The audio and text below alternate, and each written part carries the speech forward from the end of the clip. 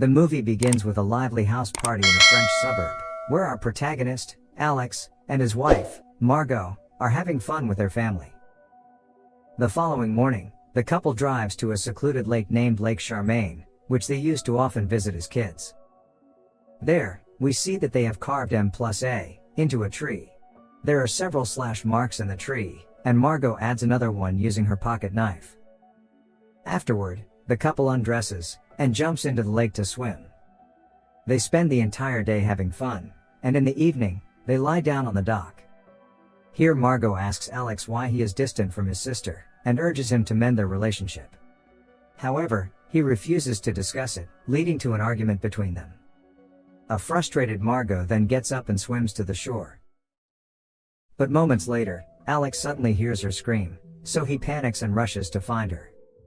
Unfortunately, as soon as he reaches the shore, someone hits him on the head, causing him to fall into the water.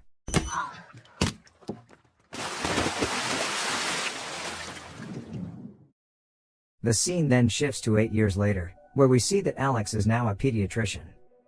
It turns out that Margot has been dead since the lake incident, however, he is still grieving for her and unable to move on. Currently, Alex is checking on a patient, when he suddenly hears noises outside and goes to investigate. It turns out that a local thug named Bruno has come to have his son treated, and he is refusing to see anyone except Alex. It is revealed that the child is hemophiliac, and Alex has been treating him for the past 3 years. Seeing Bruno causing havoc, Alex calms him down and immediately takes his son for a checkup. Afterward, during his lunch break, Alex meets a woman named Helene, who is his close friend and also his sister's lover. He informs her that he plans to meet Margot's mother soon, because her death anniversary is approaching. Hearing this, Helene feels annoyed and advises him to move on from Margot, as it has already been 8 years. Later, when Alex returns to his office, he suddenly receives an email with the subject M+A, followed by several slash marks. The email contains a link, but when he tries to open it, he is unable to do so. Just then, his assistant arrives and informs him that a police officer wants to meet him. In the next scene, Alex arrives at his sister, Anne's place, where she is practicing horseback riding. Afterward, the two head inside and meet a police officer. The officer informs them that while digging near Lake Charmaine, 2 male bodies have been found in the forest. The men remain unidentified, so they need the siblings' signatures to excavate further on the family's property. The officer adds that they found a baseball bat with the bodies, containing type B positive blood, a rare blood type Alex possesses, pissing him off. In the past, Alex was cleared of Margot's murder, because the crime was later linked to a serial killer who only kills women. However, it doesn't make sense that Alex got knocked unconscious into the water, and later found unconscious on the docks, or who made the anonymous 911 call. Therefore, the police officer requests a DNA test on Alex to investigate further. Alex becomes angry and can't believe he is being accused of killing his wife. The following day, it is the anniversary of Margot's death, and Alex is feeling very restless and sad. He checks his email again and opens the previous link, which now successfully opens. It turns out to be a webcam located at a shopping mall. While he is watching, he is horrified to see a woman who looks exactly like Margot in the footage. She looks at him with a worried expression, before suddenly walking away. During this time, Alex receives another email, in which she mentions a username and password for an email account, warning him not to tell anyone, as they are watching her every move. That afternoon, Alex goes to visit Margot's parents. He talks with Margot's father, who was the chief officer in charge of handling Margot's case. Alex asks him how he identified his daughter's body, and if her face was clearly visible. Margot's father claims that her face was bruised, but he could still recognize her. Alex continues to probe him with further questions, but this irritates and offends his father-in-law that he eventually asks Alex to leave. In the evening, Alex goes straight to Helene's apartment, and shows her the email and the ongoing CCTV footage. Helene wonders where the place could be, but he claims that it is not in France because it's still daylight. During this time, we see Anne participating in an equestrian meet, sponsored by a rich man named Gilbert Neuville. The event is in honor of his son, Philip Neuville, who was an equestrian and died 8 years ago. Later, when Alex returns home, He continues to watch the webcam footage, feeling confused after 8 years. Meanwhile, in another location, a guy named Bernard and his accomplice are also watching the same footage. It turns out that they have hacked Alex's computer, and are updated about each email he receives. The following day, while heading to work, Alex is stopped by a detective named Lev Kowich, who wants to interrogate him. Lev Kowich asks him if he used to beat his late wife. Hearing this, Alex is horrified and denies ever laying a hand on her. The detective then shows him some pictures in which Margot is badly bruised all over her body, but Alex maintains his claim that he never hurt her. Later on, Alex meets with a high-profile attorney named Elizabeth, who has been hired by Helene. He tells her about the photos the police showed him and claims that he never hurt his wife. Alex also explains that Margot was once in a serious car accident, and suggests that maybe she took those pictures for her insurance claim. After this, Alex goes to meet a photographer named Charlotte, who used to be Margot's best friend. He asks if she took those bruised pictures, but Charlotte denies it. He then inquires about the accident because Charlotte was with Margot that day. But she admits that there was no accident, and that Margot just showed up bruised, and Margot asked her to claim that she was in an accident with her. Alex is surprised to hear all this. When Alex gets back to his apartment, he looks through Margot's old boxes and finds her daily planner from 8 years ago. There, he sees an appointment marked with the initials PF. When he calls the number, a woman answers for a lawyer named Pierre Ferrault, who is not in the office. In the meantime, Detective Lev Kowich and his partner meet Margot's parents, and show them the bruised pictures of their daughter. They suspect that Alex might be behind this, but Margot's mother claims that he would never do such a thing. Still, Detective Lev Kowich claims that Alex might have murdered Margot for the £200,000 life insurance policy. They are also confused about how he got to the shore if he was knocked unconscious. The detective discloses that these photos were found in a safe deposit box under her name, and that the key was in the pocket of one of the dead men found at the lake. Hearing this, Margot's father is left speechless. That evening, Bernard and a female assassin approach Charlotte in her studio. They attack her and demand information about Margot's whereabouts. Meanwhile, Alex is at home with Helene, trying to open the webmail account using the username and password provided in the previous email. This doesn't work, but then they discover that Alex's computer is being hacked by someone else.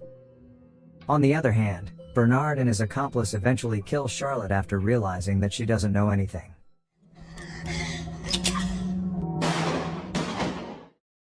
Later that night, Alex is walking his dog, when he suddenly comes up with an idea.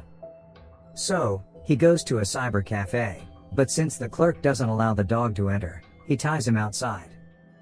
Once inside, Alex tries a different account than the one on the email, and finally, it works. In the email, Margot has asked him to meet in a park near the bandstand the following afternoon at 5 p.m. This makes him very happy, as he realizes that his wife must still be alive. The next morning, Alex goes to talk with a coroner to discuss Margot's autopsy report. At the time of her death, he was unconscious in the hospital, so he couldn't see his wife's body. The coroner informs him that the records files are not available here, so Alex makes a formal request to access these files. In the meantime, the cops find the dead body of Charlotte, and from her employee, they discover that she was last seen with Alex before she died. With this information, the cops immediately storm Alex's apartment, where they find gloves in the trash can, and a handgun taped to the backside of a desk. Seeing this, they conclude that he is the killer and head to his office to arrest him. On the other hand, Alex is in his office when the high-profile attorney, Elizabeth, calls to inform him that Charlotte is dead, and the cops are coming to arrest him for the murder. Hearing this, he panics and decides to flee, as he has to meet Margot today. The cops also notice him and begin to chase him.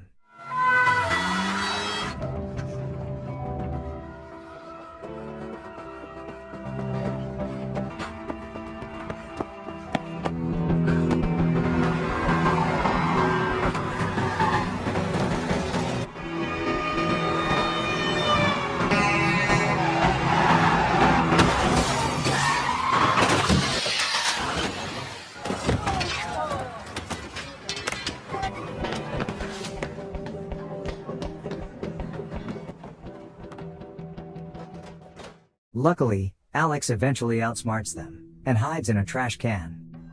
After the cops leave, he calls one of his patient's father, Bruno, and asks for his help. Bruno immediately arrives to help him, as he feels indebted to Alex for saving his son's life. Afterward, the two visit the office of Pierre Ferrault, the lawyer whose number was found in Margot's day planner. Alex asks him about his connection with Margot. Here, Pierre admits that he had represented a local thug named Elio Gonzalez, who was accused of killing Philippe Neuville, the son of well-known Gilbert Neuville. Margot came forward as Elio the suspect's alibi on the night of Philippe's murder, claiming she was counseling him. At first, she claimed that she was professionally counseling Elio, but later admitted they were having an affair for 2 months, and Alex cannot believe that his wife cheated on him. Later, he and Bruno track down Elio, asking about his relationship with Margot, and Elio continuously boasts about how he slept with Margot. Alex then lies and claims it's not true, because she was with him the night Philippe Neuville was murdered. He states that he can prove it in court and threatens to send Elio to jail. Feeling threatened, Elio admits that he actually didn't have an affair with her and that he didn't kill Philippe either. Margot only helped him to be released from the murder charges. Later on, at 5 p.m., Alex arrives at the park to meet Margot. However, unknown to him, Bernard and his accomplices are also present to apprehend her. Shortly after, we see Margot actually arrive wearing sunglasses, but she notices the assassins waiting for an opportunity to get to her. This scares her, so she decides to leave without meeting Alex. During this, Alex catches a glimpse of her from behind and starts to follow her. Unfortunately, he is soon captured by Bernard's group. The thugs force him into a van, where they begin to torture him. The female assassin demands to know Margot's whereabouts from Alex, but he insists he has no clue. She tries to kill him, but then...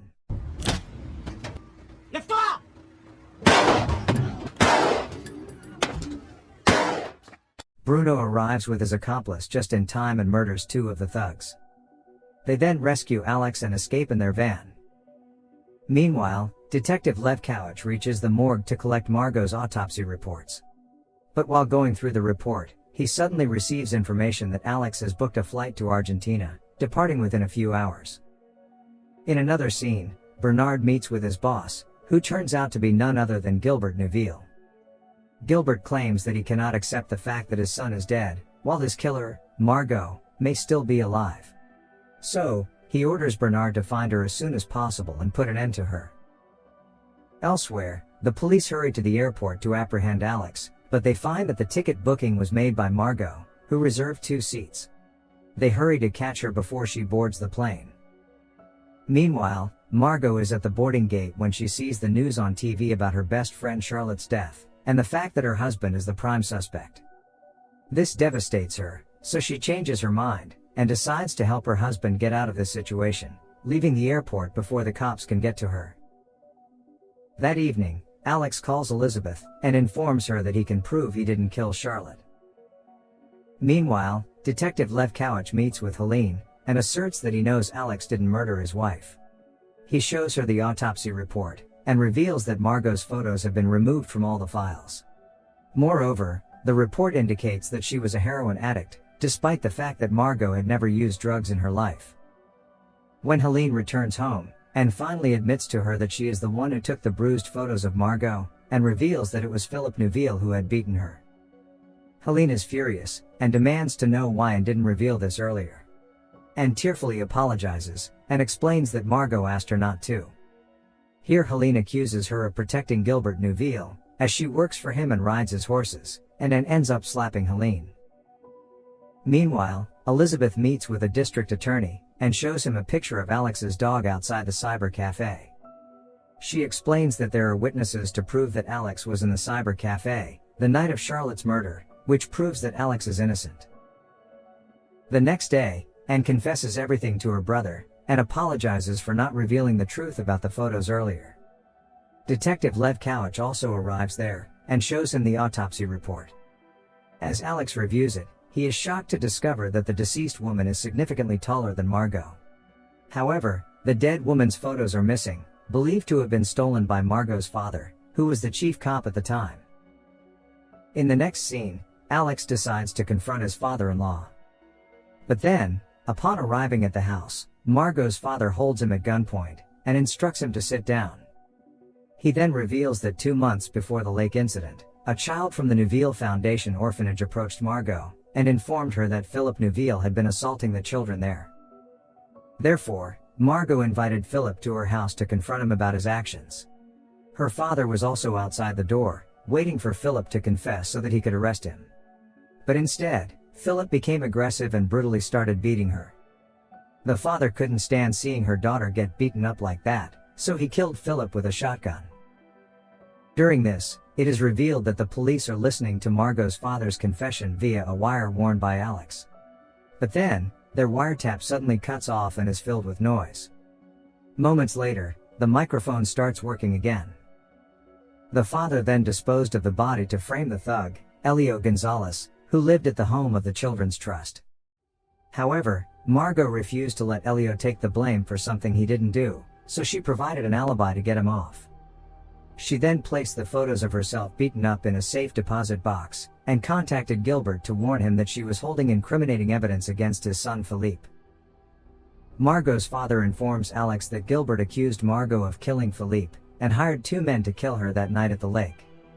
However, Margot's father knew what Gilbert was going to do, so he arrived and killed the 2 thugs, saving his daughter. Margot's father then buries their bodies nearby.